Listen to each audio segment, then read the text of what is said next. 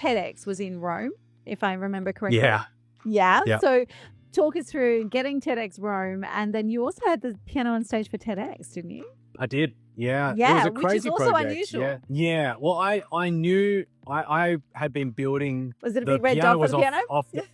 the piano was off the red dot. I stood on the red dot and then went off a little bit for the red dot for the piano. I knew that I wanted the grand piano on stage. I didn't know the project that I ended up doing, which involved these people from 40 different countries around the world, and we transported a grand piano to Garden of the Gods in Colorado at sunrise. And it was a wild project to bring it all together. But it was to demonstrate. I'm a big believer in being a living, breathing example of what I speak and coach on versus just talking about it. And yeah, I wanted to demonstrate this blend between human curiosity and technology. And when you blend that together in an intentional way, it can magnify the impact that you make. And so every single person in that talk was a complete stranger. So coming back to the lead up, yeah, I knew I wanted to have the grand piano on stage. And so there were some specific criteria that I had around what stage I would be okay with. One of them was that they had to have done a year before where they'd had a grand piano on stage. So that I knew, because then I could go and look at it, make sure the audio quality was great. They had to have been doing it for a period of time as well. So there are a few different prerequisites that I had as to what I wasn't just about, at the end of the day, if you're persistent enough, you can just go and get a TEDx talk. There's enough different places around the world where you can just go and get it. If you've got a decent enough insight, you can build relationships, you can go and get that done. It's about what stage is going to be best for what it is that you're aiming to execute on. And so I had some insights from certain TEDx organizers, curators that shared with me. And that's a beautiful thing about community and relationships, is being able to have insight. And was invited to deliver that. It was a relationship that I'd been building for about a year. And I'm a big believer in bypassing the normal application process wherever you can. I love that. And that's but you can only do that with relationship, right? You can't do that just by 100%. knocking on a door. It's only a relationship. It's not you can bypass it. Yeah. Bypass.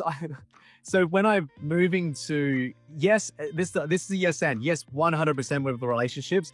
And it's also how are you building relationships even if you don't know the person?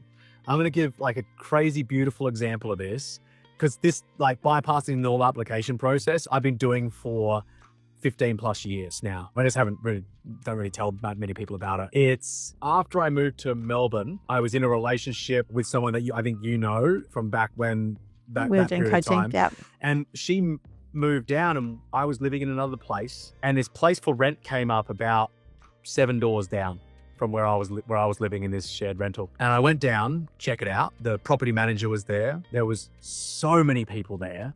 I'm 26, 27 at the time, had a dog, owned business. Which in those days wasn't easy. No, it wasn't. It's all the things were against, and here we are with these family people and older folks. It's we got no chance with this. It's a very, very nice looking place. It's a beautiful rental.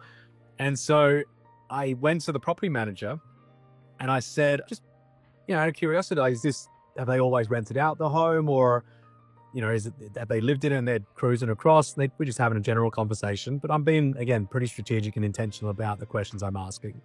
I found out that they had been living in the place and they were, about to head off. And so I wrote a letter, and the letter had photos of myself, my girlfriend at the time, and Ellie, the dog. And in it was, pieces about each of us, values, and then it came to the dog. Some of them was, I love long walks along the beach, in brackets cliche, I know, but it's true. Another bullet point for the dog was, I still hold the Guinness World Record for the most amount of dog food eaten in X amount of time.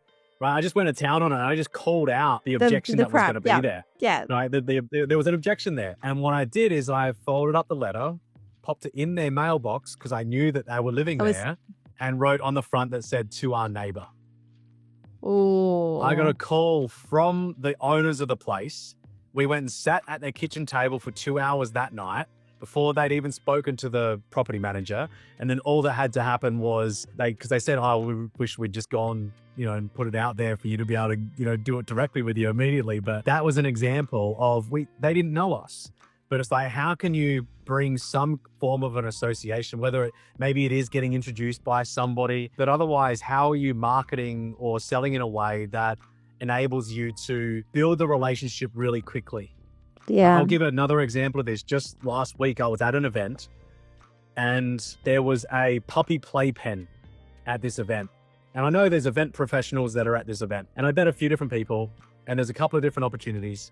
And on the final day at about 1, 2 o'clock in the afternoon, I just go, well, I know I've got a dog and we just got a dog recently a few months ago. So I just went and hung out at the puppy playpen every now and then. One, I get to go and hang out with puppies. Two is then other people are bound to come through at some stage, and probably there's got to be some form of a commonality there. And lo and behold, someone came in, we had a conversation and started talking about what we're doing. And she said, oh, are you available in November there's an engagement that I think you could be really good for. And we ended up talking for half an hour afterwards. And yeah, we'll see, that's like literally 3 days ago. That's an example of that, right? Of how are you bypassing the normal cold reach out, for example, and you're just like everybody else. Yeah. Like, how can you bypass that? It's not necessarily a physical application process necessarily, but like, how are you constantly looking at bypassing it? It's how I've continued to approach relationships.